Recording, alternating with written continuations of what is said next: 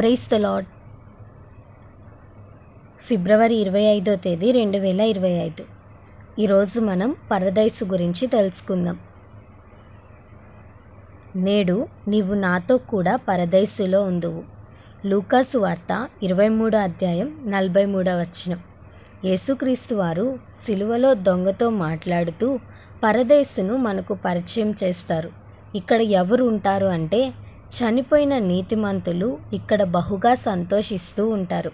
పరదేశ్ అనేది నీతిమంతుల ఆత్మలు విశ్రాంతి తీసుకునే స్థలం.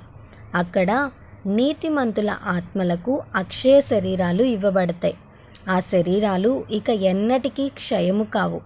పరదేశిలో జీవవృక్షం ఉంది. దాని ఫలాలు కేవలం నీతిమంతులు మాత్రమే తినగలరు. అక్కడ ఉన్నవారు ప్రభు అక్కడ కొరకు నిరీక్షణ కలిగి ఉంటారు. ప్రభు వచ్చినప్పుడు వారు బయటకు వస్తారు. పరదేశిలో ఉన్నవారు మాత్రమే మొదటగా ప్రభువును చూడగలుగుతారు. రేపు మరొక కొత్త విషయాన్ని తెలుసుకుందాం.